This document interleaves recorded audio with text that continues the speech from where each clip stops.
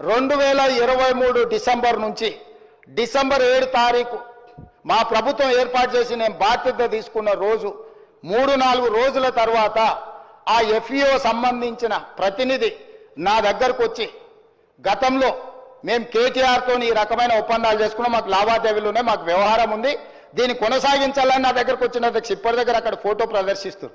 అఫీషియల్గా చీఫ్ మినిస్టర్గా నేను అపాయింట్మెంట్ ఇచ్చిన అధ్యక్ష.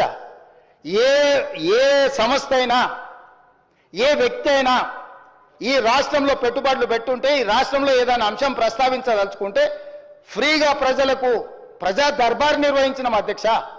ధూల్పేటలో గుడంబ అమ్ముకునేటోడు కావచ్చు, లేదా ఇంకెక్కడైనా ఏదైనా నేరంలో ఇరుక్కున్న ఆరోపణలు ఎదుర్కొంటున్నాడు కావచ్చు, ముఖ్యమంత్రి నా దగ్గర వచ్చి చెప్పుకునే స్వేచ్ఛ ఇచ్చిన అధ్యక్ష. అతను ఎదుర్కొంటున్నది నిజమైన ఆరోపణనేనా, నిజమా కాదా, వాస్తవమా అవాస్తవమా, ఎవరు వచ్చినా చెప్పుకునే స్వేచ్ఛ. నేను నా ఇంటి దగ్గర రోజు వందలాది మంది నేను కలుస్తా అధ్యక్ష. ప్రతిరోజు సెక్రటేరియట్లో మీకు తెలుసు 4 గంటల నుంచి 8 కానీ 9 కానీ ఎన్ని వందల మంది వచ్చినా ప్రతి ఒక్కరిని కలుస్తా, ప్రతి ఒక్కరితో ఫోటో దిగుతా.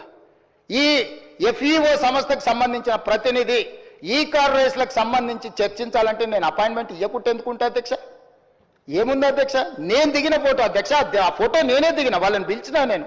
వాళ్ళు వచ్చి కలుస్తామంటే రమ్మన్నా, వచ్చి కలిచారు. కలిసిన తర్వాత ఈ విషయం ప్రస్తావించారు. ఈ విషయం ప్రస్తావిస్తే నేను అడిగిన మాకేం సంబంధమయ్యా, మాకేం సంబంధం, దీంట్లో ప్రభుత్వం ఎందుకు డబ్బులు ఇస్తుంది?